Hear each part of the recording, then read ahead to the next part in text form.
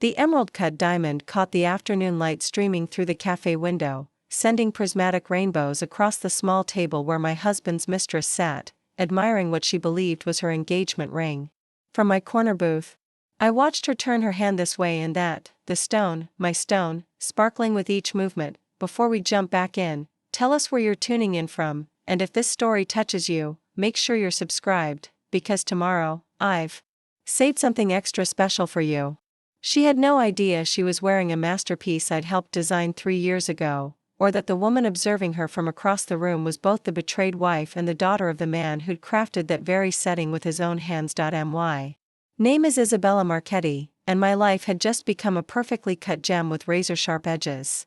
It's absolutely stunning, the woman, Cassandra, I'd learned from following their text exchanges, said to her friend across the table.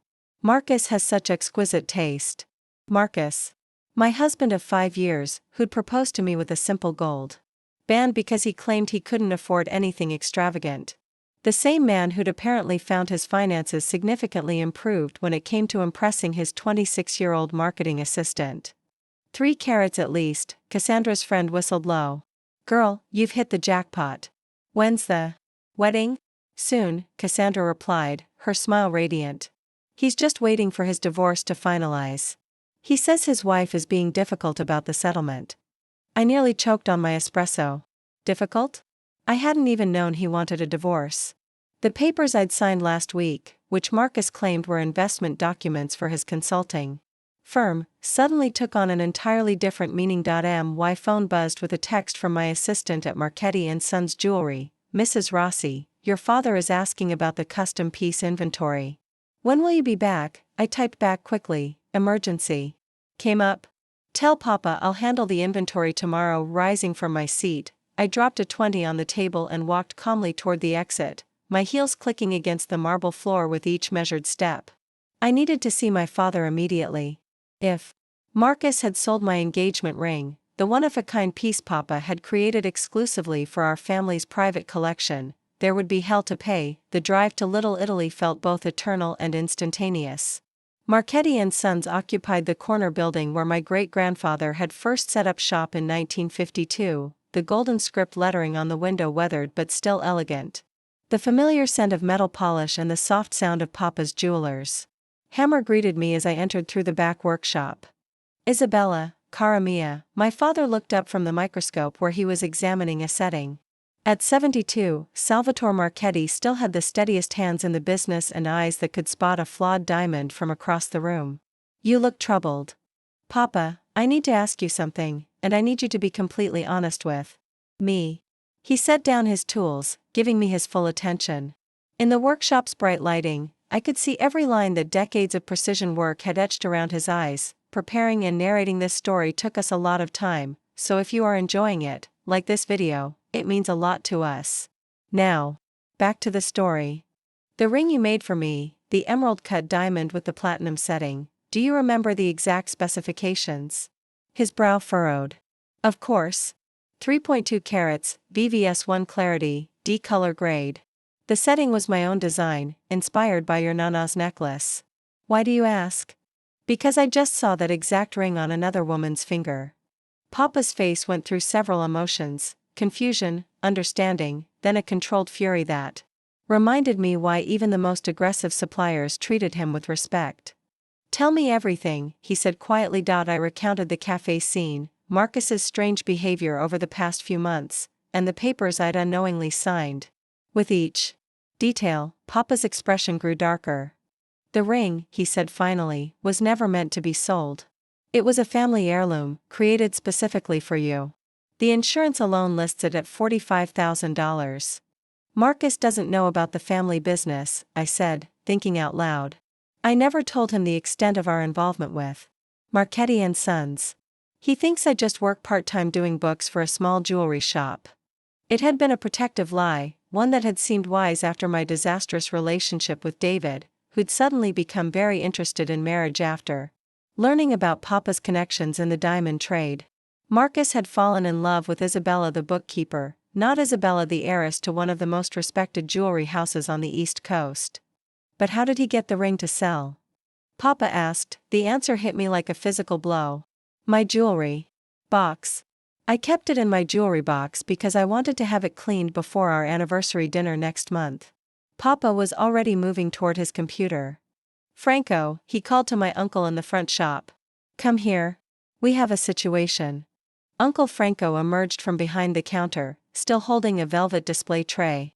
At 68, he was Papa's younger brother and the business side of Marchetti and Sons. Where Papa was the artist, Franco was the strategist. What's wrong? Franco asked, immediately reading the tension in the room. Papa explained quickly while pulling up our client database. On the computer. Franco's expression shifted from concern to cold calculation, the look that had made him successful in negotiating with some of the world's most exclusive jewelry houses. Here, Papa said, pointing at the screen. Sale recorded 3 days ago. Emerald cut diamond, 3.2 carats, platinum setting. Sold to, he paused, Marcus Henley. Listed as the owner. Henley is my married name, I said numbly. He used my legal name to prove ownership. For $12,000, Franco read from the screen, his voice filled with disgust. He sold a $45,000 ring for $12,000. To whom? I asked, though I was beginning to suspect. Papa scrolled down. Lombardi Fine Jewelry on Fifth Avenue. Franco was already reaching for his phone. Antonio Lombardi and I go way back. If Marcus sold stolen property, wait, I said, my mind racing. A plan was beginning to form, something far more elegant than simply calling the police. I want to handle this differently. Both men looked at me expectantly. Papa, could you recreate that ring? Exactly as it was? In my sleep, he replied immediately. I have the original design specifications and the molds. But why? Because, I interrupted, my voice gaining strength as the plan crystallized. Marcus doesn't know what he's stolen. He doesn't know who I am, who you are, or what he's just done to one of the most connected families in the jewelry trade. Franco's eyes began to gleam with understanding. You want to let him hang himself. I want to give him enough rope to build his own gallows, I corrected. But first, I need to confirm something. I pulled out my phone and scrolled through Marcus's recent text messages. Yes, I knew his passcode. We were married, after all. What I found made my blood run cold. He's been planning this for months, I said, showing them the messages. Look at this conversation with Cassandra from 6 weeks ago. Don't worry, baby, I'll have enough for both rings soon. My wife has some jewelry that should cover it. Papa's hands clenched into fists. He planned to steal from you to buy her an engagement ring? Not just steal, I said, scrolling further. Look at this one from last month. Once the divorce goes through, we'll have access to everything. I've already started transferring assets. Franco leaned over my shoulder to read. What assets? What is he talking about? The implications hit me like a tsunami. The papers I'd signed, the strange phone calls Marcus had been taking in his study, his sudden interest in my little jewelry shop job, it all pointed to something much larger than adultery and theft. I need to see those papers I signed, I said, my voice steady despite the chaos in my mind. Tonight, while he's at his business dinner.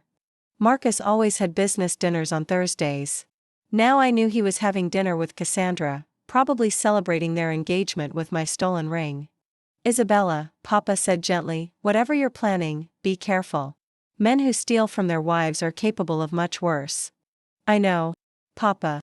But men who underestimate the daughters of jewelers make fatal mistakes.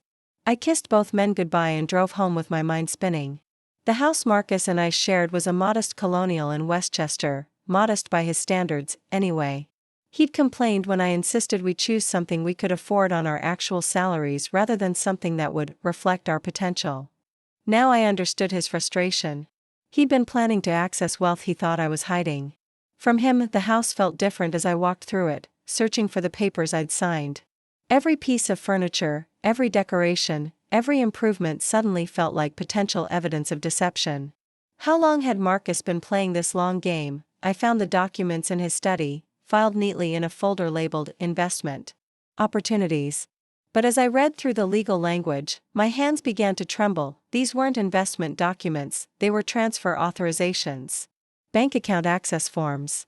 And buried in the middle of the stack, dissolution papers for the trust fund my grandmother had established, the trust fund Marcus wasn't supposed to know existed. My phone rang. Marcus. Hey sweetheart, his voice was warm, loving, completely normal. Just calling to check in.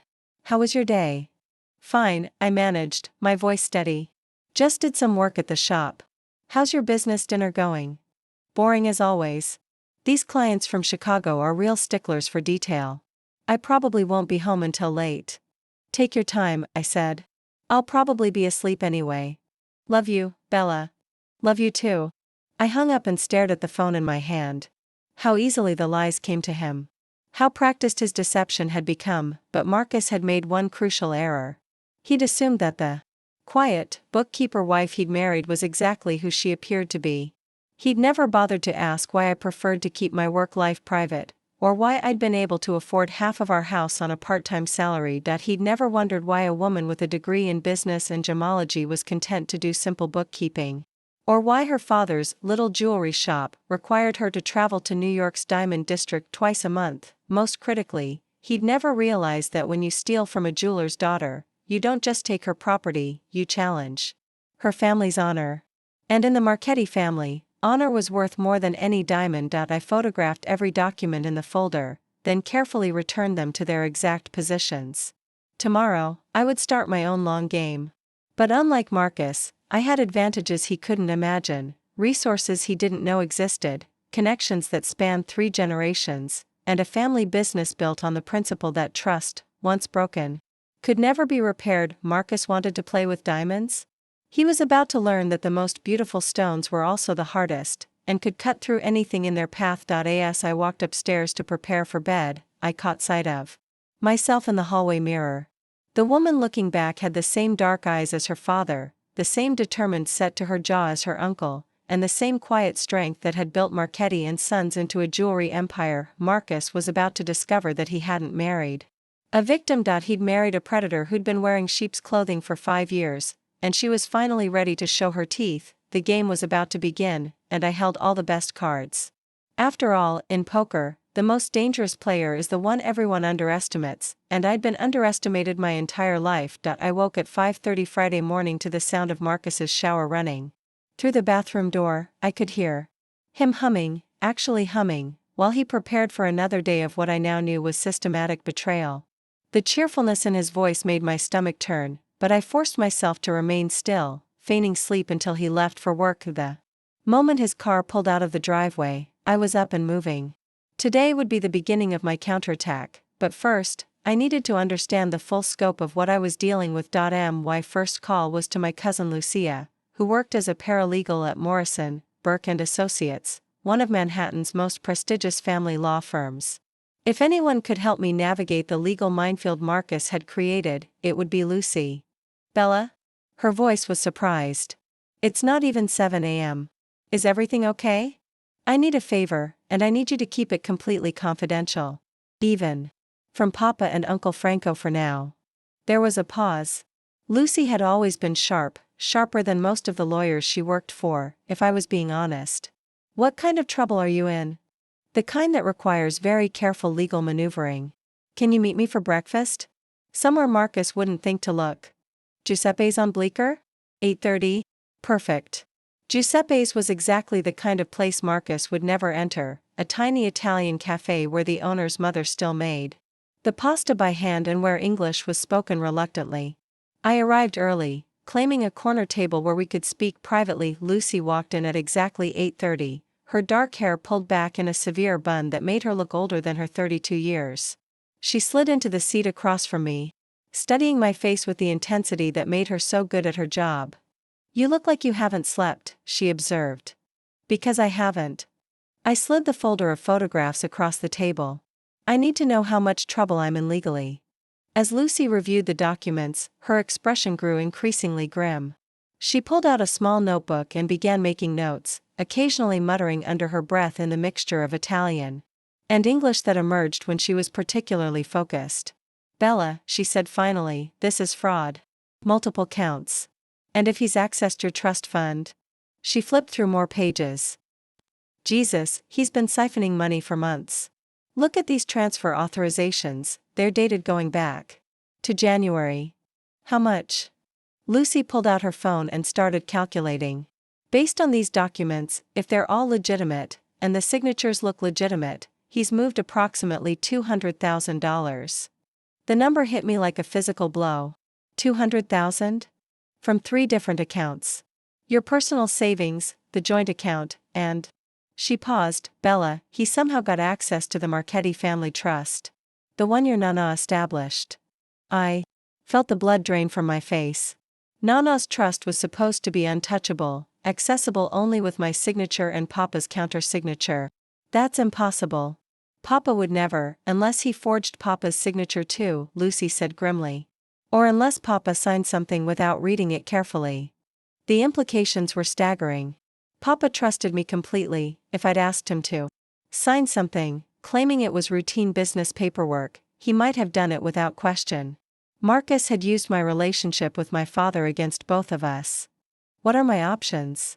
I asked. Lucy leaned back in her chair, her legal mind clearly working through possibilities. Option 1, go to the police immediately. Press charges for theft, fraud, forgery. Very straightforward, very public, very messy. And option 2, let him think he's getting away with it while we build an airtight case. Document everything? Trace every transaction, and then... She smiled coldly, take him for everything he's stolen and more. How long would that take? To do it right? 6 weeks, maybe 2 months. But Bella, you need to understand, if we go this route, you're going to have to be an actress. You'll have to live with him, pretend everything's normal, while we gather evidence. I thought about Cassandra's radiant smile as she admired my stolen ring, about Marcus's casual lies on the phone last night, about the months of planning he'd put into this betrayal. I can handle acting, I said. What do I need to do? Lucy pulled out her phone and started typing.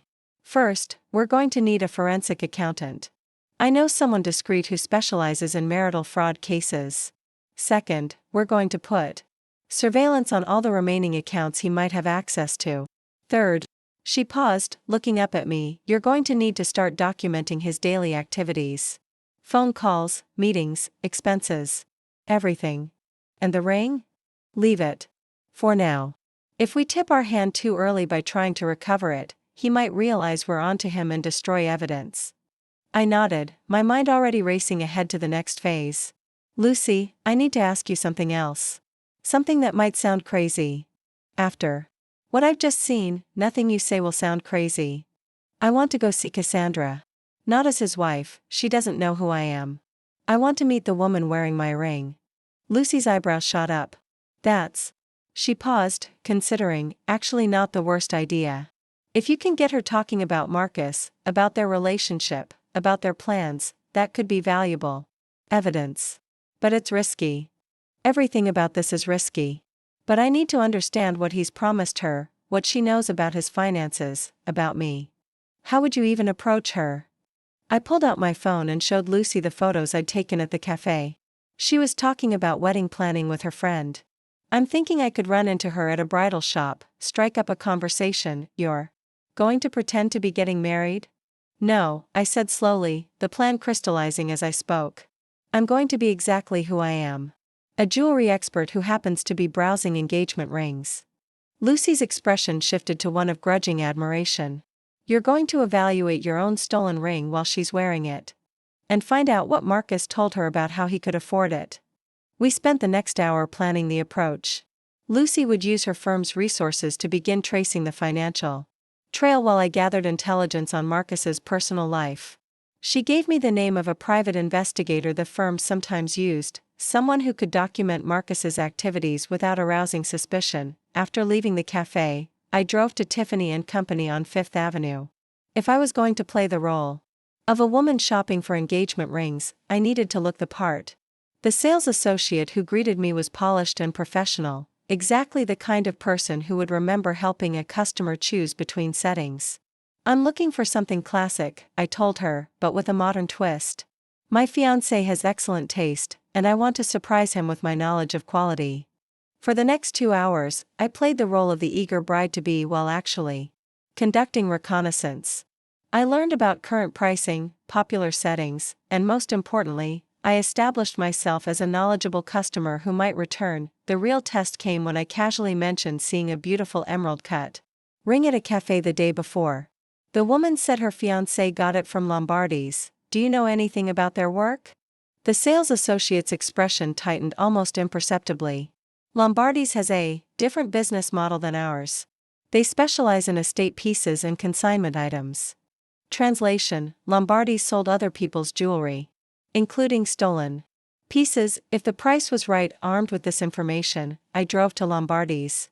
The shop was smaller than Tiffany's but no less elegant, with a clientele that clearly appreciated discretion over brand recognition.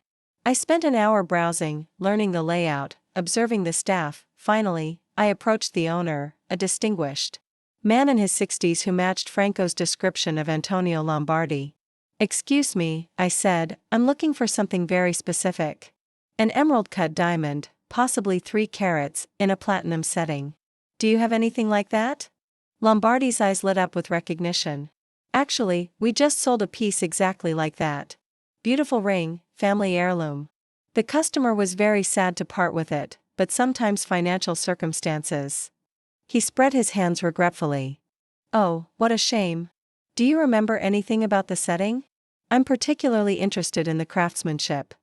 Exquisite work. Clearly custom-made by a master jeweler. The customer mentioned it was designed by Marchetti and Sons. Do you know their work?" I managed to keep my expression neutral. "I've heard the name. Very exclusive, aren't they? Among the finest in the business." The piece went to a young woman whose fiancé has impeccable taste. "I don't suppose you'd be willing to share her contact information? If she ever decides to sell." Lombardi shook his head. "I'm afraid client confidentiality prevents that. But if you leave your information, I could reach out if anything similar becomes available." I left my contact details, using my maiden name, Isabella Marchetti, and departed with crucial intelligence. Lombardi remembered the transaction clearly, including Marcus's claim that the ring was a family heirloom he was reluctantly selling due to financial hardship. More importantly, he'd connected the ring to Marchetti and Sons, which meant if I chose to reveal the theft, I had a witness who could confirm the ring's provenance. My phone buzzed with a text from Marcus: "Meeting running late. Don't wait up. Love you." I checked the time, 3 p.m. His meeting with Cassandra was starting early today. Instead of going home, I drove to the address Lucy had given me, a small office building in Midtown where private investigator Elena Rodriguez operated her surveillance business. Elena was a former NYPD detective who specialized in matrimonial cases, and according to Lucy, she was both discreet and thorough. "Mrs. Henley," Elena greeted me in her no-nonsense office. Lucy filled me in on the basics. "You need documentation of your husband's activities. His affair, his theft, everything. But without him knowing he's being watched." Elena pulled out a thick folder. "I've already started preliminary research based on the information Lucy provided. Your husband is not as careful as he thinks he is." She spread photos across her desk: Marcus entering restaurants with Cassandra, Marcus at Lombardi's jewelry store, Marcus meeting with a man I didn't recognize outside a bank. "Who's that?" I asked, pointing to the unknown man. "Brian Torres, financial advisor. Also, as of yesterday, your husband's accomplice in setting up offshore accounts." The betrayal kept getting deeper. "Offshore accounts?" "2 so far, both in the Cayman Islands. Based on the timing of his visits to Torres's office, I'd estimate he's already moved a significant portion of the stolen funds out of the country." I stared at the photographs, seeing my husband's familiar profile in a completely new light. This wasn't a crime of passion or opportunity. This was a carefully planned financial betrayal that had been months in the making. "How much will you need to document everything?" I asked. 2 weeks of full surveillance will give us enough evidence to bury him in court. "But Mrs. Henley." Elena's expression grew serious. "Once we start active surveillance, there's no going back. Are you prepared for what we might find?" I thought about the woman I'd been 24 hours ago, trusting, naive, content with her quiet life. That woman was gone, replaced by someone harder, smarter, and infinitely more dangerous. "I'm prepared," I said. "But I want to add something to your surveillance list." "What's that?" "I want to meet his mistress. Tonight." Elena's eyebrows rose. "That's Not typically something I'd recommend. It's not revenge, I explained. It's intelligence gathering. I need to know what Marcus has told her about his finances, about our marriage, about his plans. And I need to see my ring up close. I want to confirm it's the original and not a copy. How are you planning to approach her? I pulled out my phone and showed Elena the photos from the café. She mentioned wedding planning. I'm going to be at the same bridal boutique she visits, and I'm going to strike up a conversation about engagement rings. Elena studied the photos, her professional mind clearly evaluating the risks and benefits. It could work. But you'll need to be very careful not to reveal anything about yourself. I've been hiding who I am for 5 years, I said. I think I can manage one conversation. As I drove home to prepare for the evening's reconnaissance, my phone rang. Papa. Isabella, Cara, how are you today? You seemed upset yesterday. I'm fine, Papa. Just dealing with some personal issues. Is there anything your old papa can help with? I thought about telling him everything, about Marcus's theft, about the forged documents, about the systematic betrayal of our family's trust. But not yet. Not until I had all the pieces in place. Actually, Papa, I was wondering if you could make me a replica of something. A ring, exactly like the one you made for me, but obviously not as expensive. A replica? Why would you need? He paused, understanding dawning in his voice. What has that husband of yours done? I'll explain everything soon. But for now, can you make me a copy? One that would fool someone who wasn't an expert. There was a long pause. When Papa spoke again, his voice carried the cold fury of a man whose family had been threatened. Isabella, whatever game you're playing, be very careful. And know that when you're ready to stop playing games, the full weight of the Marchetti name stands behind you. I know, Papa. I'm counting on it. As I hung up, I caught sight of myself in the rearview mirror. The woman looking back had her father's eyes and her uncle's calculating expression. For the first time since discovering Marcus's betrayal, I smiled. Marcus thought he was playing chess with a pawn that he was about to discover he'd been matched against a queen. The endgame was approaching. And I was already 3 moves ahead. Vera Wang Bridal on Madison Avenue buzzed with the nervous energy of brides-to-be and their entourages. I positioned myself near the accessories section, pretending to examine pearl headpieces while keeping one eye on the entrance. According to Elena's intelligence, Cassandra had an appointment at 4:30. She arrived precisely on time, and seeing her up close for the first time was like looking at a younger version of myself. Same dark hair, same petite frame, same olive complexion that suggested Italian heritage. Marcus clearly had a type, and the realization made my skin crawl. Miss Chen? The bridal consultant approached Cassandra with practiced enthusiasm. I'm so excited to show you our new collection. Chen. So Cassandra wasn't just his mistress, she was using an assumed name for her appointment. Either she was naturally cautious, or Marcus had coached her to be discreet. I drifted closer as the consultant led Cassandra toward the gown section, pulling out my phone to appear busy while actually recording their conversation. I'm thinking. Something classic but modern, Cassandra was saying. The wedding will be intimate, maybe 50 guests. My fiancé prefers elegance over ostentation. Intimate. Elegant. Marcus had clearly been feeding her lines about his refined tastes. The same man who'd wanted to buy a McMansion in New Jersey was suddenly advocating for understated sophistication. Of course. And when is the happy day? We're thinking December. Everything's happening so quickly. Marcus just proposed last week. But when you know, right? Last week. The timeline aligned perfectly with when he'd sold my ring. I felt a surge of nausea imagining him proposing to her with my stolen jewelry mere days after the transaction. I moved to a nearby mirror, pretending to try on a tiara while watching Cassandra's reflection. She was examining a sleek silk sheath dress, and as she raised her arm to feel the fabric, my grandmother's ring caught the boutique's expensive lighting. It was definitely the original. I could see the subtle asymmetry in the setting that Papa had included as his signature, a tiny detail that only a master jeweler would notice. The stone's cut was perfect, the clarity flawless, the color exactly the D-grade Papa had selected. That's a stunning ring, I said, approaching Cassandra with what I hoped was casual admiration. Mind if I ask where it's from? Cassandra's face lit up with the glow of a newly engaged woman. Thank you. My fiancé has incredible taste. It's from Lombardi's, do you know them? I've heard of them. Family heirloom? Actually, it belonged to his family, Cassandra said, lowering her voice conspiratorially. His grandmother's ring.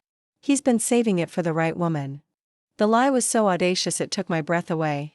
Marcus had not only stolen my ring, but created an entire fictional backstory about its provenance. His grandmother, a woman who died when he was 12 and whose jewelry had consisted mainly of costume pieces, had never owned anything remotely comparable to this stone. How romantic, I managed. It must be so meaningful to wear something with that kind of history. It really is. Marcus told me about his grandmother, how she came from Italy with nothing but this ring, how it represented her dreams for the family's future in America. Cassandra's eyes were actually misty as she recounted the fabricated tale. I felt something crack inside my chest. Not only had Marcus stolen my property, he'd stolen my family's actual story. His fictional grandmother's journey from Italy mirrored my great-grandmother's real history, the woman who'd sewn diamonds into her coat lining to escape fascist persecution, who'd used those stones to help her husband establish Marchetti and Sons. Your fiancé sounds like a wonderful storyteller, I said, my voice steady despite the fury building in my chest. He's amazing. Actually, he's been so generous, he's even helping me with wedding expenses. Most men would expect their bride's family to pay, but Marcus insists on handling everything himself. Handling everything himself. With my money. He must be very successful, I probed gently. He's in consulting, international business development. Very lucrative, but it requires a lot of travel. Cassandra leaned closer, as if sharing a secret. Between you and me, I think he's being modest about his wealth. The way he talks about buying me anything I want, taking me to Europe for our honeymoon. I suspect he's much more successful than he lets on. My phone buzzed with a text from Elena, subject leaving office building now. ETA to your location 15 minutes, Marcus was coming here. My heart rate spiked, but I forced myself to remain calm. I should let you get back to your appointment, I said to Cassandra. Congratulations on your engagement. Thank you. And good luck with your search. Are you shopping for yourself? The irony was perfect. In a way, yes. I'm looking for something that truly belongs to me. I made my way toward the exit, but not before stopping to speak with Cassandra's bridal consultant. Excuse me, I couldn't help but notice that beautiful ring your client is wearing. I'm a jewelry appraiser, and I've never seen such exquisite craftsmanship. Did she mention who made it? The consultant's expression grew interested. Actually, she said it was a Marchetti piece. Do you know their work? Very well, I said truthfully. In fact, I'm familiar with that specific ring. It's quite valuable, probably worth more than she realizes. Really? She mentioned it was a family heirloom. I made a show of considering this. Well, if it's authentic Marchetti work, she should definitely have it appraised for insurance purposes. Those pieces are significant investments. I handed the consultant my business card, the one with my maiden name, identifying me as Isabella Marchetti, certified gemologist. If she's interested in learning more about its history or value, I'd be happy to take a look. Marchetti pieces are my specialty. The consultant studied my card with growing excitement. A Marchetti? I should definitely mention this to her. Please do.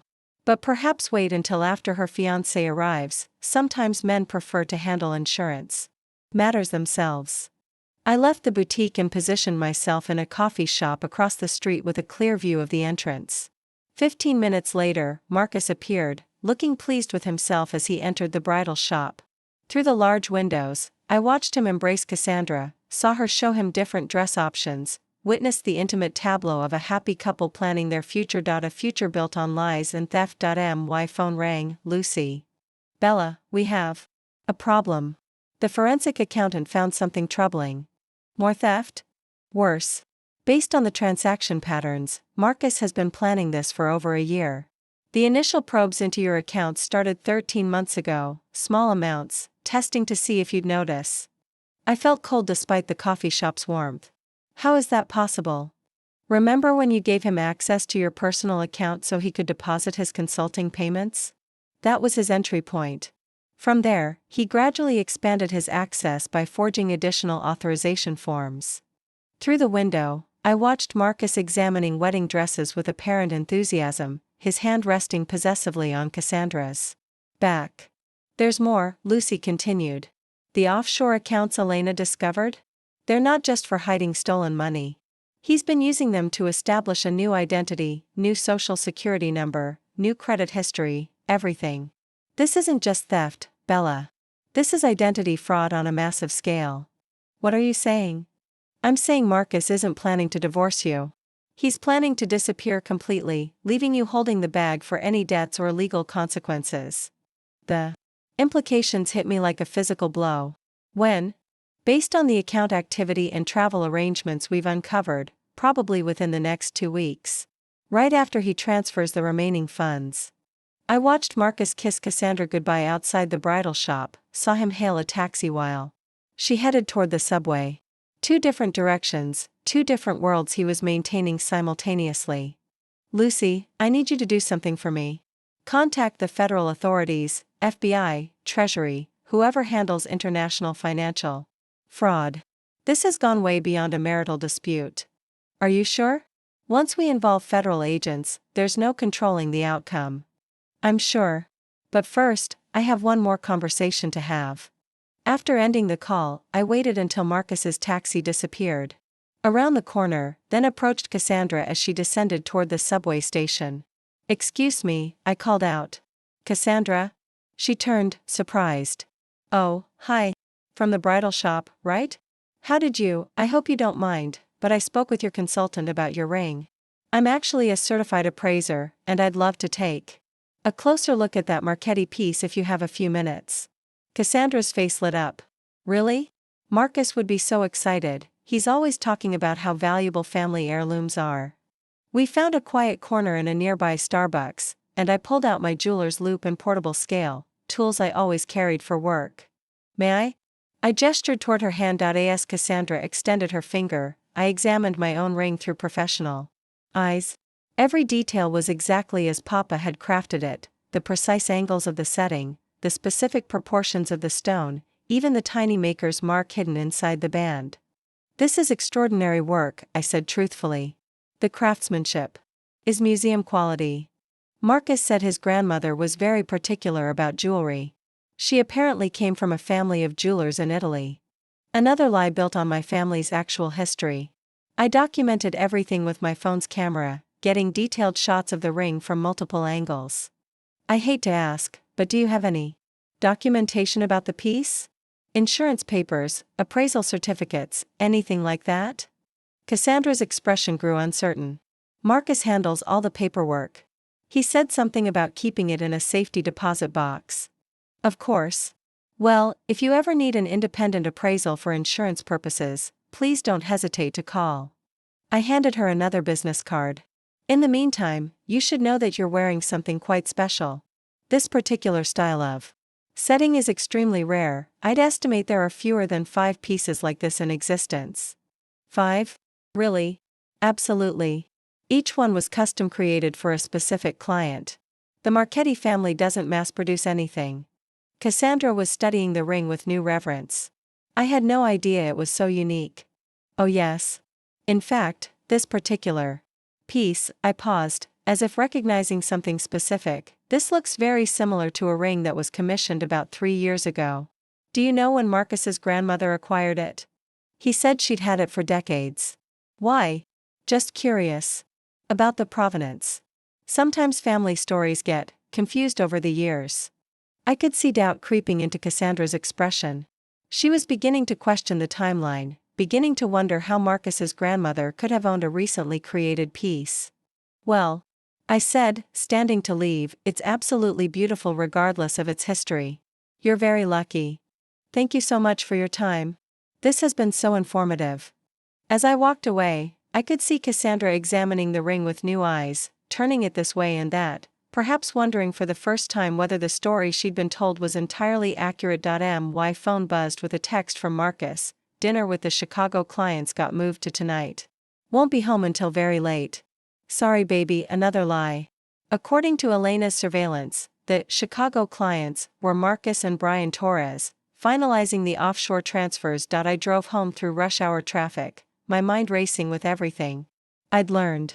Marcus wasn't just stealing from me, he was constructing an elaborate escape plan that would leave me financially ruined and potentially criminally liable for his activities, but he'd made several crucial mistakes. He'd underestimated my intelligence, my resources, and my family's connections. Most importantly, he'd left a trail of evidence that would be impossible to erase. As I pulled into our driveway, I made a decision.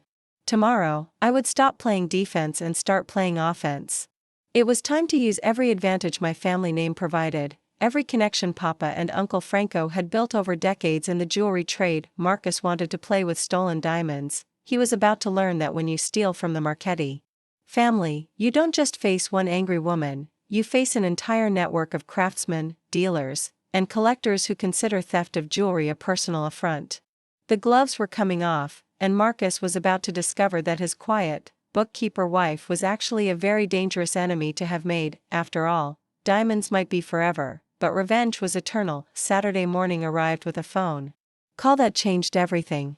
I was in the kitchen, methodically documenting Marcus's latest lies in my evidence journal, when my phone rang with a number I didn't recognize. Isabella Marchetti? The voice was crisp, professional, with a slight accent I couldn't place. Speaking. My name is Viktor Petrov. I represent certain interests in the international diamond trade. I believe we need to meet. My blood turned to ice. The Petrov name was legendary in jewelry circles, not for legitimate reasons. Viktor Petrov was rumored to be connected to some of the world's most sophisticated gem smuggling operations, though nothing had ever been proven in court. I think you have the wrong number, I said carefully. Mrs. Henley, your husband has been offering to sell information about Marchetti family operations to some very dangerous people. We need to discuss this situation before it escalates beyond anyone's control. I gripped the phone tighter. What kind of information? Client lists. Security protocols. Details about high-value pieces in your family's private collection. He seems to believe he has access to information that would be valuable to certain collectors. The implications crashed over me like a tsunami. Marcus wasn't just stealing money and jewelry, he was attempting to compromise the security of every client Marchetti and Sons had ever served. Wealthy families, celebrities, foreign dignitaries who trusted us with their most precious possessions. Where do you want to meet? I asked. Central Park. The Shakespeare Garden. 1 hour. The line went dead. I called Papa immediately, my hands shaking as I dialed. Isabella? You sound upset.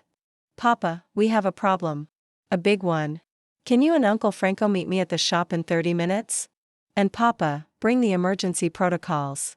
The emergency protocols were something Papa had hoped never to use, a series of procedures designed to protect the family business and our clients if we were ever threatened by criminal elements. Every major jewelry house had similar contingencies. Too much money and too many temptations existed in our world for us to be naive about security. I arrived at Marchetti and Sons to find Papa and Uncle Franco already there, along with 2 other men I'd never seen before. The strangers wore expensive suits and had the unmistakable bearing of professional security personnel. Isabella, Papa said grimly, I want you to meet David Chen and Michael Rodriguez from Steinberg International Security. We retain them for special situations. Chen stepped forward, extending his hand. Mrs. Henley, we've already begun preliminary research into your husband's activities. The situation is more serious than you initially understood. How much more serious? Rodriguez opened a tablet and began showing me surveillance photos. Your husband has made contact with at least 3 different criminal organizations in the past 2 weeks. The Petrov Group is actually the least dangerous of them. Least dangerous? Viktor Petrov is a businessman, even if his business operates in gray areas. The other 2 groups your husband has approached. Chen paused. Let's just say they have different methods of resolving disputes.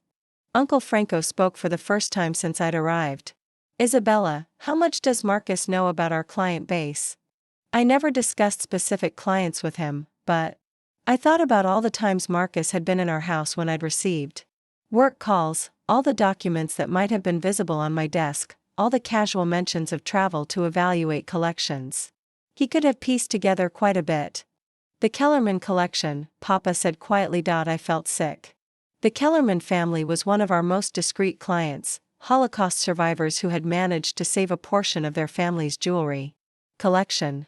They trusted us completely, and their pieces were worth millions. What do we do? I asked. Chen leaned forward. First, you're going to meet with Viktor Petrov as scheduled. But you'll be wearing a wire, and our people will be positioned throughout the park. What am I supposed to tell him? The truth, Rodriguez said. That you had no knowledge of your husband's actions and that Marchetti and Sons will not tolerate any threat to client security. And then? Then we implement full containment protocols, Papa said. We notify every affected client, we activate enhanced security measures, and we make sure Marcus can never access sensitive information again. Uncle Franco was already on his phone, speaking rapidly in Italian to someone I assumed was our security coordinator in Milan. The Marchetti network was international, and threats to one branch affected them all. There's something else, Chen said. Your husband isn't working alone in this. The financial advisor, Brian Torres? He's been the one making the connections to criminal buyers. This isn't amateur opportunism, this is professional-level intelligence trafficking. I thought about Cassandra, examining my ring with growing doubt after our conversation. What about his mistress? How much does she know? Based on our surveillance, she appears to be genuinely unaware of the criminal aspects. She thinks she's marrying a successful consultant. We can use that, I said, my mind racing. If she's starting to question his story about the ring, Rodriguez nodded approvingly. Exactly what we were thinking. A woman scorned can be a powerful ally. Papa handed me a small device that looked like a piece of jewelry. Wear this today. It's a GPS tracker and panic button. If anything goes wrong during the meeting, I'll be fine, Papa. Viktor Petrov isn't going to hurt me in Central Park. It's not Petrov I'm worried about, Uncle Franco said darkly. It's the other groups Marcus has contacted. If they think you're interfering with their potential deal. An hour later, I walked through the Shakespeare Garden with Chen's voice in my earpiece and Rodriguez's team positioned at strategic points throughout the area. Viktor Petrov was exactly what I'd expected, tall, elegant, with silver hair and expensive clothes that screamed old-world sophistication. Mrs. Marchetti, he greeted me, using my maiden name. Thank you for coming. Mr. Petrov. I understand my husband has been making offers he can't fulfill. Directly to the point. I appreciate that. He gestured toward a bench overlooking the garden. Your husband believes he has access to information about your family's private client collections. My husband has access to nothing, I said firmly. He's a consultant who married into the family. He has no knowledge of our security protocols or client information. I suspected as much. However, he's been quite convincing in his presentations to less sophisticated buyers. What kind of presentations? Petrov pulled out his phone and showed me a series of photos. My heart sank as I recognized documents from Papa's private files, client contact information, insurance valuations, even floor plans of our secure storage facilities. Where did he get these? Your home office, I believe. He's been photographing documents for weeks. The scope of Marcus's betrayal kept expanding. He'd been systematically violating my family's trust and security protocols, turning our own home into an intelligence-gathering operation. What do you want from me? I asked. I want you to know that I've declined your husband's offers. My business, while unconventional, operates on certain principles.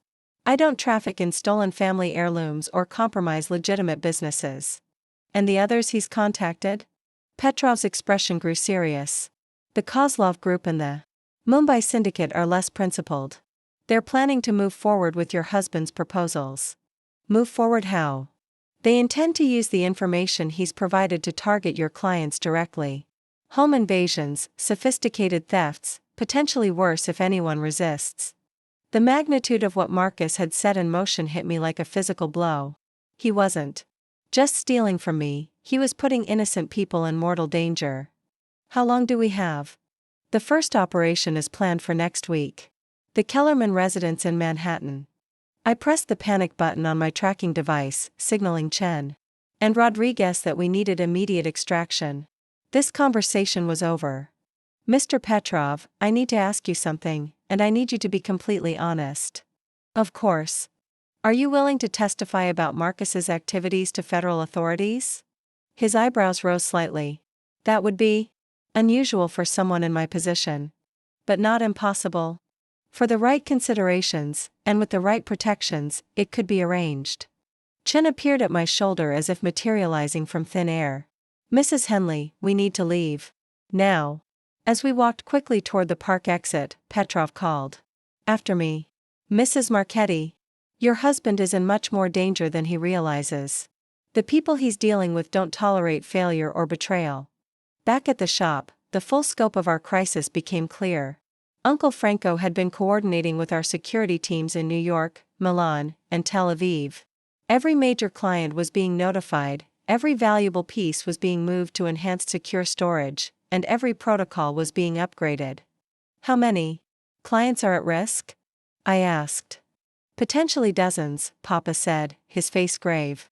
Marcus had access to more information than we realized. Chen was on multiple phones, coordinating with what I assumed were federal agencies. We need to move fast. The groups targeting your clients won't wait for legal proceedings. What about Marcus? Where is he right now? Rodriguez checked his surveillance feeds. Still at his meeting with Torres. They appear to be finalizing something, probably the final information transfer before the operations begin. And Cassandra? At her apartment. She's been on the phone. For the past hour, we think she might be having second thoughts about the engagement. I made a decision that surprised even myself. I want to talk to her again. Face to face. Isabella, Papa warned, that's extremely dangerous. If Marcus is about to discover a lot of things, I interrupted. But first, I need to know exactly how much Cassandra knows and whether she can be turned into an ally. Uncle Franco was studying me with the same expression he'd worn when I was 12 and had suggested a new design for a particularly challenging commission. You have a plan. I have the beginning of a plan. But I need to know if Cassandra is a victim or an accomplice. Chen nodded slowly. If she's genuinely innocent, she could be crucial in helping us trace Marcus's activities. And if she's not innocent, then she's another problem we need to solve. I finished. As evening approached, I prepared for what might be the most dangerous conversation of my life. Tomorrow, I would confront Cassandra with the truth about her stolen ring and her criminal fiancé. But first, I needed to understand exactly what Marcus had told her about his plans, and whether the woman wearing my grandmother's ring was planning to disappear with him. The network Papa and Uncle Franco had spent decades building was fully activated now. Security personnel, federal agents, international contacts, and legitimate law enforcement were all converging on the problem Marcus had created, but the most important piece of the puzzle was still missing: understanding exactly what Marcus thought he was going to accomplish, and whether he had any idea how completely he'd miscalculated the power of the family he'd chosen to betray. The diamond trade was built on trust, reputation, and relationships that span generations. Marcus had violated all three. Now he was about to learn that some betrayals carried consequences far more severe than divorce court. Sunday evening brought rain to Manhattan, creating the perfect cover for what I knew would be the most emotionally devastating conversation of my life. I stood outside Cassandra's apartment building on the Upper East Side, watching the reflection of streetlights ripple in the puddles at my feet. Through Elena's surveillance, I knew Marcus was at another emergency meeting with Torres, finalizing what they believed would be their last transaction before disappearing. What they didn't know was that Chen's team had been monitoring every electronic communication for the past 24 hours. The doorman recognized me from my previous visit to the building, when I'd posed as a jewelry appraiser making a house call. He smiled and waved me through without question. Miss Chen is expecting you, he said cheerfully. If only he knew the irony. I rode the elevator to the 15th floor, my heart pounding with each ascending number. In my purse was a copy of Papa's original design sketches for my ring, the insurance documentation, and most damaging of all, photos from Elena's surveillance showing Marcus and Cassandra together over the past 6 months. Cassandra opened the door wearing sweatpants and an oversized Columbia University t-shirt, her hair pulled back in a messy bun. She looked younger than her 26 years, vulnerable in a way that made what I was about to do feel like emotional violence. Isabella. I wasn't expecting you. Come in, please. She gestured toward her modest studio apartment, clearly embarrassed. By its size compared to the luxury she'd been promising herself. "Can I get you some wine? Coffee? Coffee would be good, thank you." As she busied herself in the tiny kitchenette, I studied her living space. It was neat but sparse, the apartment. Of someone living paycheck to paycheck, dreaming of something better. On her dresser sat framed photos. Cassandra with an elderly Asian woman I assumed was her grandmother, Cassandra in graduation regalia, and prominently displayed, a photo of her with Marcus at what looked like an expensive restaurant. "You have a beautiful apartment," I lied. "It's tiny, but it's home. At least until December." She brought over 2 mismatched mugs, settling cross-legged on her small couch. "Marcus keeps saying we should look at places in Manhattan, but honestly, I'm overwhelmed by all the changes happening so fast." "Changes can be difficult," I agreed, accepting the coffee. "Especially when you're not sure you have all the information." Something in my tone made her look up sharply. "What do you mean?" I pulled out my phone and showed her the photos Elena had taken of Marcus entering and leaving Lombardi's jewelry store. "Cassandra, I need to ask you something, and I need you to be completely honest with me. When exactly did Marcus propose to you?" Her face paled slightly. "Last Monday." "Why are you asking?" "Because these photos were taken last Tuesday. The day after your engagement." She stared at the images, confusion clear in her expression. "I don't understand. Why would he go back to the jewelry store after buying the ring?" "He didn't buy the ring from Lombardi's, Cassandra. He sold it to them." The coffee mug slipped from her hands, sending hot liquid splashing across her coffee table. "That's impossible. This ring belonged to his grandmother." I reached into my purse and pulled out Papa's original design sketches, spreading them across the now coffee-stained table. "These are the original drawings for that ring.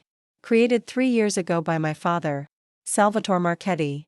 Cassandra's eyes moved between the sketches and the ring on her finger, her breathing becoming shallow as the similarities became undeniable. "I don't understand," she whispered. "The ring you're wearing was commissioned by my husband, Marcus Henley, as my engagement ring 3 years ago. He stole it from my jewelry box and sold it to raise money for your engagement ring." "Your husband?" The words came out as barely a whisper. "Marcus is married to me, Cassandra. Has been for 5 years." She stared at me with growing horror, pieces clicking into place. You're his wife? Isabella Marchetti Henley. And that ring belongs to me." Cassandra stood up abruptly, backing away from me as if I were dangerous. "This is some kind of sick joke. Marcus isn't married. He told me his ex-wife died in a car accident 2 years ago." "I'm very much alive," I said gently. "And Marcus has been lying to both of us." She pulled out her phone with shaking hands. "I'm calling him. Right now. He won't answer. He's at a meeting with his financial advisor, planning to transfer the money he's stolen from me to offshore accounts." "Stolen money?" Her voice was getting higher, more desperate. I pulled out the bank statements Lucy had compiled, the evidence of Marcus's systematic theft. "Over the past year, he's taken more than $200,000 from my accounts. The money he's been using to wine and dine you, to pay for your apartment, to buy you gifts, it's all stolen." Cassandra sank back onto the couch, staring at the documents.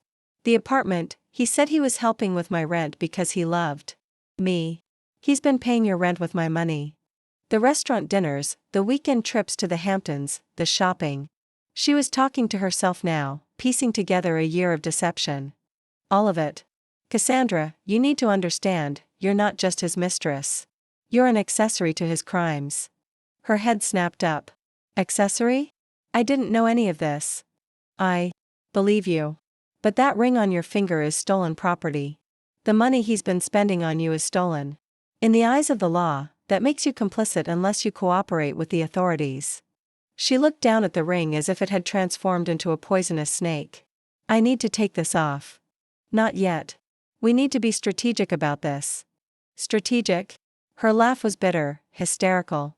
"My entire relationship is a lie built on theft and fraud, and you want to be strategic? Cassandra, there's more. Marcus isn't just stealing money. He's been selling information about my family's jewelry clients to criminal organizations. People are going to get hurt, possibly killed, because of what he's done." The color drained completely from her face. "Criminal organizations?" I showed her the surveillance photos from Petrov's meeting, the pictures of Marcus with Torres, the evidence of the planned home invasions. The FBI is involved now. International law enforcement. This has gone way beyond a marriage falling apart. She stood up and walked to her window, staring out at the rain. I thought I'd finally found someone who loved me for who I was. Someone successful and kind who wanted to build a future together. I thought the same thing 5 years ago. How long have you known? About me, I mean. 4 days. 4 days. She turned back to face me. And in 4 days, you've uncovered all of this? I had help.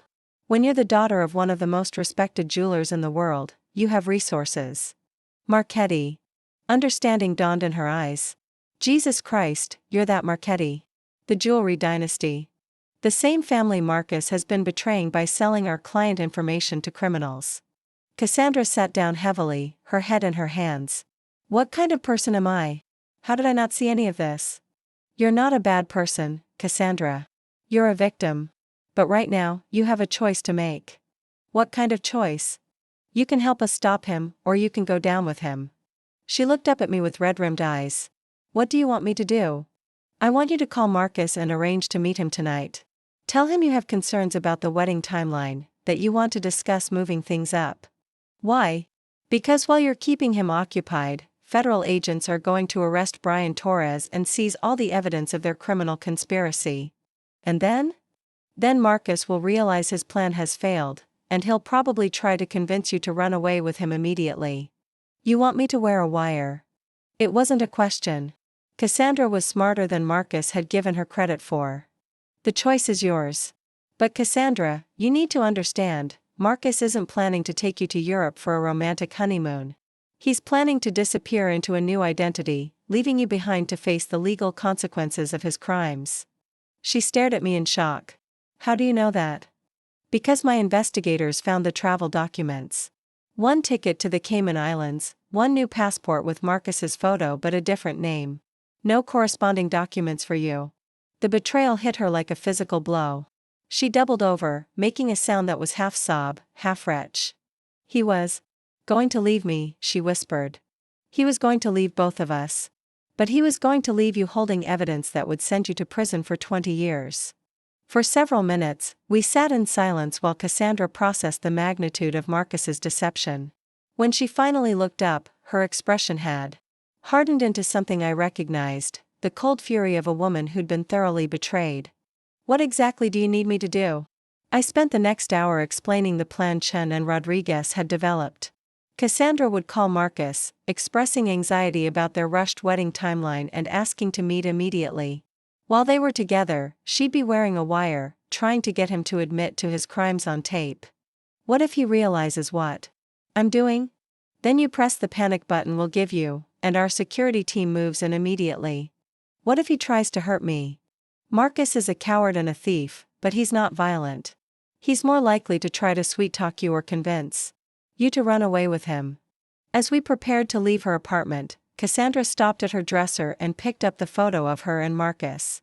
I really loved him, she said quietly. I know. I did too. Do you think any of it was real? The way he looked at me, the things he said. I thought about Marcus's capacity for deception, his ability to compartmentalize his lies, his skill at making each woman feel like the center of his universe. I think Marcus is very good at telling people what they want to hear. But I don't think he's capable of real love. Love requires honesty, and Marcus doesn't know how to be honest about anything. She nodded, tears streaming down her face. I want to help you destroy him. As we walked through the rain toward the car where Chen and Rodriguez were waiting, I felt an unexpected kinship with this young woman who'd been as thoroughly deceived as I had been.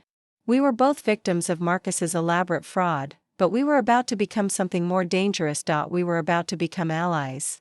Cassandra, I said as we reached the car, after tonight, after all of this is over, you're going to be okay. I'll make sure of it. Why would you help me? I was sleeping with your husband. Because you didn't know he was my husband. And because no woman deserves what Marcus has done to us. She squeezed my hand briefly before getting into the car. In that moment, I realized that Marcus's greatest mistake wasn't underestimating me, It was underestimating the power of women who refused to stay victims. The final confrontation was about to begin, and Marcus was about to discover that he'd created two enemies where he'd thought he had two pawns. But first, we had to survive the next few hours. The surveillance van parked 3 blocks from Central Park West hummed with electronic equipment and barely contained tension. Through my headphones, I could hear Cassandra's nervous breathing as she sat in the hotel bar where Marcus had agreed to meet her. The wire Chen had fitted her with, transmitting every sound with crystal clarity. Target approaching, Rodriguez's voice crackled through my earpiece. White male, navy suit, black umbrella. He's scanning the room. On the monitor, I watched Marcus enter the Meridian Hotel's elegant lobby bar, his posture confident but his eyes darting nervously around the space. He spotted Cassandra immediately and his entire demeanor shifted, shoulders relaxing, smile appearing, the transformation from anxiety to calculated charm happening in real time. "Baby," his voice came through clearly as he approached her table. "You sounded upset on the phone. What's wrong?" Through the security camera feed, I watched him lean down to kiss her cheek. Cassandra managed not to flinch, but I could see the tension in her shoulders. "I've been thinking about the wedding," she said, her voice steadier than I'd expected. "About the timeline. Everything's happening so fast, and I'm starting to worry we're rushing into something." Marcus sat down across from her, signaling the waitress for a drink. "Rushing? Cass, we've been planning this for months." "Have we? Because sometimes it feels like you're more focused on the logistics than on us." There was a pause. On the monitor, I could see Marcus studying her face, trying to read her mood. "What do you mean by logistics?" "The money, Marcus. Where is all this money coming from? 6 months ago you were complaining about credit card debt, and now suddenly you can afford a $40,000 ring and a European honeymoon." Another pause, longer this time. When Marcus spoke again, his voice had a different quality, more measured, more careful. "I told you, the consulting business has been very good this year. The Chicago contracts especially." "What Chicago contracts? You've never told me specifics about any of your clients." I held my breath, waiting to see how Marcus would handle the direct challenge. On the screen, I watched him reach across the table to take Cassandra's hand. "Sweetheart, you know I can't discuss client details. Confidentiality agreements." "Then tell me about the ring." "Really tell me. Because I had it appraised yesterday." The change in Marcus's expression was immediate and dramatic. His confident facade cracked, revealing something calculating and cold underneath. "You what?" "I had it appraised. The jeweler said some very interesting things about its history." Marcus's hand tightened on hers. "What jeweler?" "A specialist in Italian craftsmanship. She said this ring was made by Marchetti and Sons about 3 years ago." The silence stretched for nearly 30 seconds. When Marcus finally spoke, his voice was carefully controlled. "And what else did this specialist tell you?"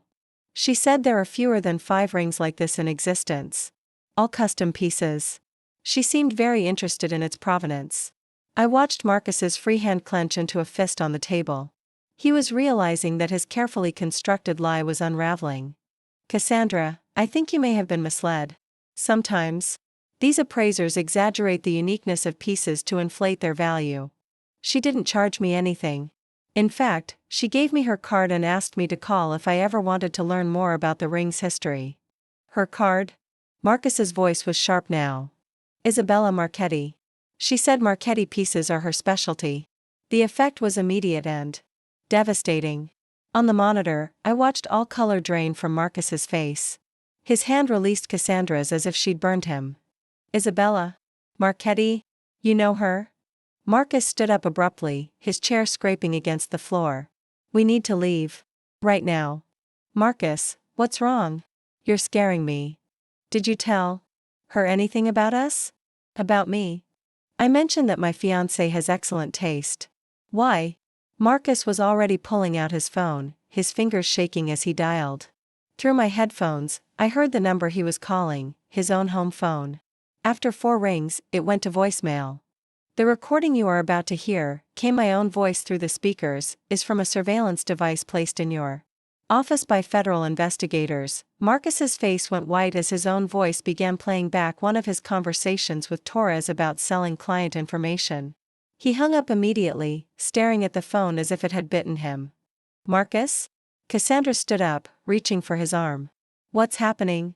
We have to go. Pack whatever you can carry in 10 minutes. We're leaving the city tonight. Leaving? For where? It doesn't matter.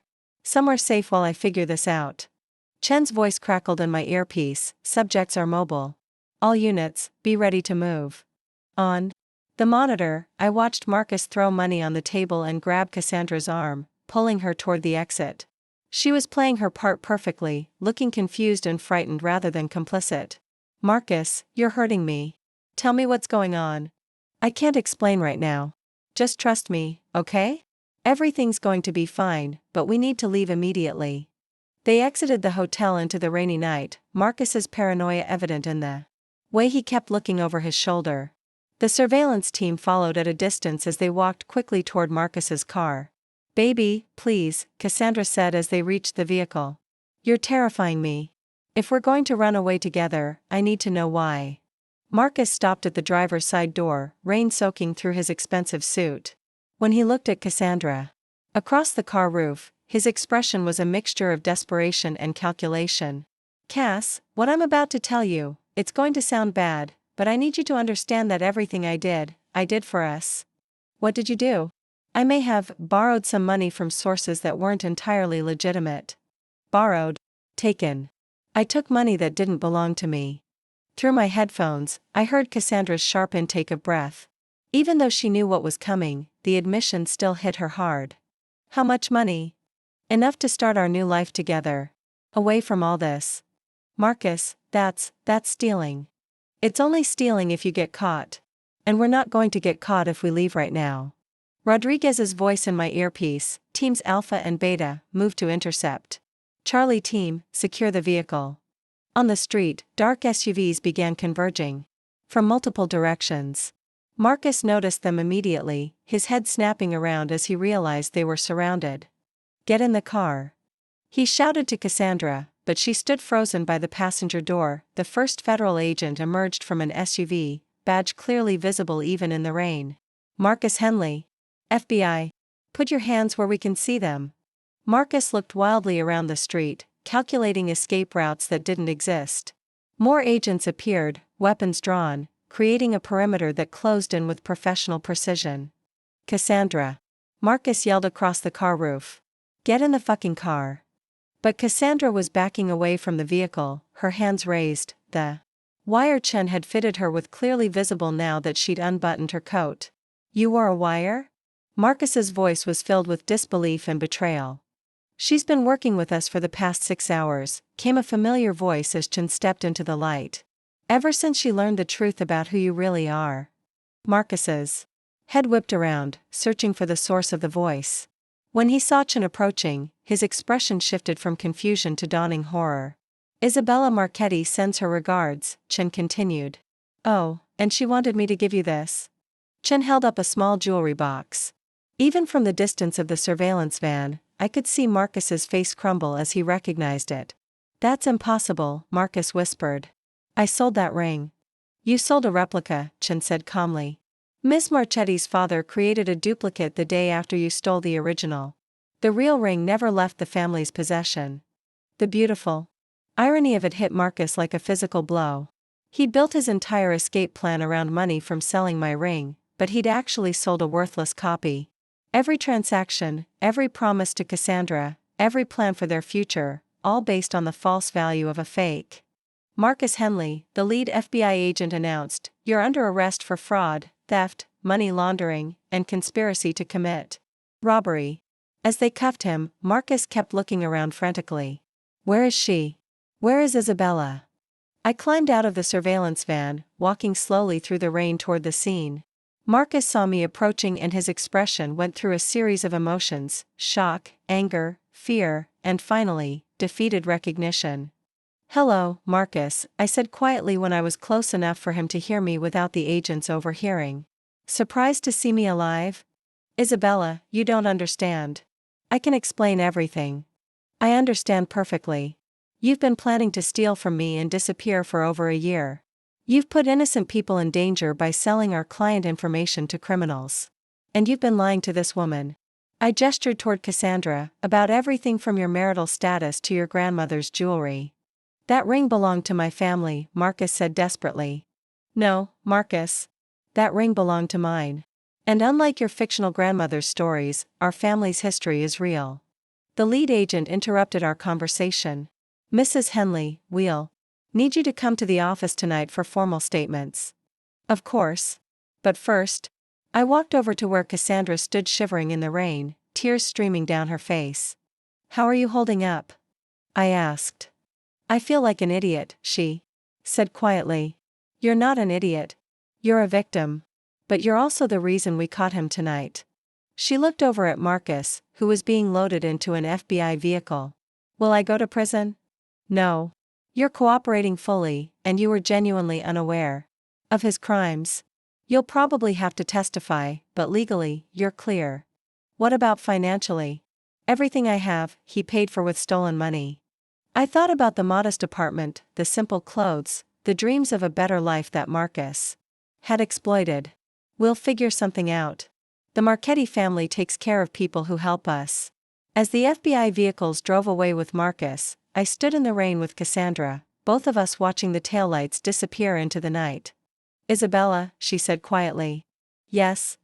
That ring I've been wearing, can I give it back to you now? I looked at the woman who'd been unknowingly wearing my stolen property, who'd been living my husband's lies for months, who'd just helped destroy the man she thought she loved. Keep it for now, I said. When this is all over, when the legal proceedings are finished, we'll figure out what to do with it. She nodded, fresh tears mixing with the rain on her face.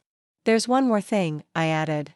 Tomorrow, there are going to be news reports about international criminal conspiracies and federal arrests. Your name will probably come up. Great. My 15 minutes of fame is the mistress who wore stolen jewelry. No, I corrected gently.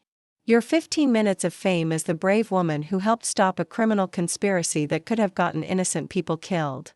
As we walked toward the cars that would take us to FBI headquarters for debriefing, I realized that Marcus's betrayal had created something unexpected, not just justice, but the beginning of an unlikely friendship between two women who'd survived his deception. The consequences were just beginning to unfold, but for the first time in days, I felt like we were finally in control of the narrative. Marcus's web of lies had finally collapsed under its own weight. 6 months later, the morning sun streamed through the windows of Marchetti and Sons as I put the finishing touches on our new security protocols manual. The events of last winter had transformed not just my personal life, but our entire business approach to client protection and information security. Isabella, Papa called from his workbench, the courier is here for the Kellerman delivery. I smiled, watching him carefully package the custom necklace Mrs. Kellerman had commissioned, a piece incorporating diamonds from her grandmother's original collection, reset in a modern design that honored both past and future. It was the first major commission she'd trusted us with since Marcus's criminal conspiracy had put her family at risk. The legal proceedings had moved with surprising swiftness. Marcus pled guilty to 17 federal charges in exchange for a reduced sentence of 12 years. Brian Torres received 15 years for his role as the mastermind behind the criminal network. The international criminals who'd planned to target our clients were either arrested or fled to countries without extradition treaties. More importantly, every piece of stolen information was recovered, every compromised client was protected, and every dollar Marcus had stolen was returned, with interest, courtesy of the Marchetti Family Trust. Miss Isabella. The familiar voice from the doorway made me look up. Cassandra stood in the entrance to our workshop, looking healthier and more confident than I'd seen her since that devastating night 6 months ago. She wore a simple black dress and carried a small velvet box that I recognized immediately. Cassandra. You look wonderful. It was true. In the months since Marcus's arrest, she'd completed her master's degree in art history, found a position with a respected auction house, and slowly rebuilt her sense of self-worth. We'd developed an unlikely friendship, bonded by shared experience and mutual respect. I brought something for you, she said, extending the velvet box. Inside was my grandmother's ring, cleaned and polished to perfection. But something was different. The setting had been modified, with a small inscription added to the inside of the band. Verità e giustizia, irida laud. Truth and justice. I asked your father to add it, Cassandra said quietly. As a reminder of what that ring means now. Not just a symbol of love, but a symbol of justice served. Papa emerged from his workbench, his face creased in a rare smile. The young lady has good instincts for design. The inscription is perfectly balanced. I slipped the ring onto my right hand, my left had been bare since the day I filed for divorce. It felt different now, heavier with meaning but lighter with the burden of deception finally lifted. How's the new job? I asked Cassandra. Challenging. Rewarding. Real. She paused. My supervisor mentioned that Marchetti and Sons has pieces coming up in next month's estate auction. Apparently, they're the highlights of the catalog. Uncle Franco looked up from his computer. The Rothstein collection. Very significant pieces. Your auction house has an excellent reputation, that's why we chose them for the consignment. Actually, Cassandra said, pulling out an official-looking folder, that's part of why I'm here. I've been assigned as the primary cataloger for the Marchetti pieces. I wanted to make sure that was appropriate, given our history. I studied her face, seeing the professional competence that had emerged over the past months.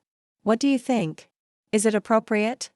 I think, she said carefully, that I can provide those pieces with the level of expertise and respect they deserve. And I think having someone who truly understands their value, not just monetary, but historical and emotional, would be an asset to both the auction house and your family. Papa nodded approvingly. In our business, provenance and passion matter more than connections. Then I think it's perfect, I said. But I have one condition. Cassandra raised an eyebrow. I want to be present when you present the collection to potential buyers. As a consultant, of course. Of course. Though I should warn you, some of the auction attendees might recognize you from the news coverage of Marcus's trial. The trial had indeed attracted significant media attention, particularly after several celebrities and political figures were identified as potential targets of the criminal conspiracy. I'd become something of a reluctant symbol of women refusing to be victims, though I much preferred my role as a working jeweler to my brief stint as a public figure. Let them recognize me, I said. I'm not hiding anymore. The morning continued. With the comfortable rhythm of family business, Papa at his workbench creating new pieces, Uncle Franco managing client relationships, and me coordinating between the artistic and business sides of our operation. It was the life I'd always wanted but had hidden from Marcus for 5 years. Around noon, Elena Rodriguez arrived for our weekly security briefing. Even months after Marcus's arrest, we maintained enhanced protocols to ensure nothing similar could happen again. Any unusual activity to report? I asked as she reviewed her surveillance reports. Actually, yes. Marcus has been trying to contact you through intermediaries. His prison letters have been forwarded to the FBI field office as required, but he's also been asking other inmates' visitors to reach out to you. What does he want? Reconciliation, apparently. He's claiming he's found religion, that he wants to apologize and make amends. I thought about the man who'd sat across from me at breakfast for 5 years, lying effortlessly about everything from his daily activities to his fundamental identity. The idea that he'd undergone some profound spiritual transformation in federal prison seemed about as likely as him suddenly developing the ability to actually create jewelry himself. What's your professional assessment? I asked Elena. He's working an angle. Prison psychology suggests he's probably hoping for character testimony to support an early parole application. Or he's trying to convince you to provide financial support for commissary purchases. Then the answer is no. No contact, no reconciliation, no communication of any kind. Cassandra, who'd been quietly listening, spoke up. He's tried to contact me too. Through my grandmother, if you can believe it. Apparently, he tracked down her address and sent a letter claiming he wanted to apologize for misleading me about his situation. What did you tell your grandmother? The truth. That he was a criminal who'd lied to both of us, and that any contact from him should be forwarded directly to the FBI. Elena nodded approvingly. Smart approach. Men like Marcus don't change. They just get better at manipulation. The afternoon brought a steady stream of clients, some longtime customers checking on commission pieces, others drawn by our enhanced reputation for security and discretion. Word had spread through elite circles that the Marchetti family had successfully defended their clients against sophisticated criminal targeting, making us even more sought after than before. As closing time approached, I found myself alone in the workshop with Papa, organizing tools and securing the day's work. "Are you happy, cara mia?" he asked suddenly. I considered the question seriously. 6 months ago, my life had been a carefully constructed lie built around a marriage that was itself an elaborate deception. Today, I was exactly who I'd always been, a jeweler's daughter, working alongside her family, protecting traditions passed down through generations. "I'm free," I said finally. "I think that's better than happy." "Good. Happiness can be taken away by others. Freedom is something you claim for yourself." As we locked up the shop, my phone buzzed with a text from Cassandra. "Dinner tomorrow? I want to show you the final catalog entry for the Rothstein pieces." I smiled, typing back, "Absolutely. But you're picking the restaurant, somewhere you actually want to go, not somewhere you think you should want to go." Her response came immediately. "Pizza place on Bleecker Street? The one with plastic tablecloths and excellent garlic knots, perfect." Walking home through Little Italy, I passed the café where I'd first spotted Cassandra admiring my stolen ring. The memory no longer carried the sharp pain of betrayal, but rather the satisfaction of justice served and friendship found in unexpected places. My phone rang. Lucy, checking in from her law office. "Just wanted to let you know the final paperwork came through today. Marcus's appeals have been exhausted, and all his assets have been officially transferred to the Victims' Compensation Fund." "All of them?" "Every last penny. The house, the car, his retirement accounts, even the expensive watch you bought him for your anniversary. Everything goes to paying back the people he defrauded." I thought about Marcus sitting in his federal prison cell, probably calculating new schemes for when he was released in 12 years. But by then, the world would have moved on without him. Cassandra would be an established expert in her field, I would be running Marchetti and Sons alongside Papa and Uncle Franco, and Marcus would be a middle-aged ex-convict with no connections, no resources, and no one left to deceive. "There's one more thing," Lucy continued. "The federal prosecutors want to submit your case as a model for how families can protect themselves against financial fraud. They're calling it the Marchetti Protocol." I laughed. "Papa will love that. Having the family name associated with security instead of just beauty." Speaking of Papa, how's he handling his newfound fame as the jeweler who outsmarted international criminals? "He's pretending to be annoyed by all the attention, but I caught him cutting out newspaper articles about the case yesterday." As I reached my new apartment, a beautiful space in Greenwich Village that I'd chosen entirely for myself, I reflected on how completely my life had transformed.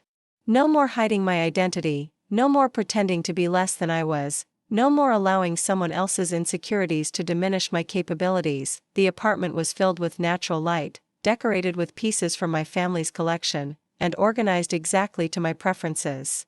It was the home of a woman who knew exactly who she was and what she wanted. On my dresser sat 2 framed photos, one of Papa, Uncle Franco, and me at the Marchetti and Sons workshop, and another of Cassandra and me at last month's auction preview. Both of us laughing at something Uncle Franco had said about collectors who bought jewelry to impress others rather than to appreciate craftsmanship. As I prepared for bed, I put on my grandmother's ring one final time before placing it carefully in its secure case. Tomorrow, I would wear it again, but tonight, I wanted to hold it up to the light and admire the way Papa's craftsmanship caught and reflected the room's warm glow. The inscription Cassandra had added was visible from this angle: Verita e Giustizia, truth and justice. But also something more: redemption, restoration, and the power of women who refuse to stay silent when threatened by men who mistake kindness for weakness. Marcus had stolen my ring, but in doing so, he'd given me something far more valuable. The knowledge of my own strength, the understanding of my true worth, and the certainty that I would never again allow anyone to diminish who I was meant to be. The diamond's daughter had reclaimed not just her inheritance, but her identity, and unlike the flawless stones Papa crafted, this transformation had been forged under pressure, making it not just beautiful, but unbreakable. 6 months ago, I'd been a woman hiding behind a false identity to protect herself from men who might use her wealth against her. Today, I was Isabella Marchetti, jeweler, daughter, survivor, and the woman who'd brought down a criminal conspiracy by refusing to remain a victim. The ring was home where it belonged, and so was I. The end. Up next, you've got 2 more standout stories right on your screen. If this one hit the mark, you won't want to pass these up. Just click and check them out. And don't forget to like, subscribe and turn on the notification bell, so you don't miss any upload from us.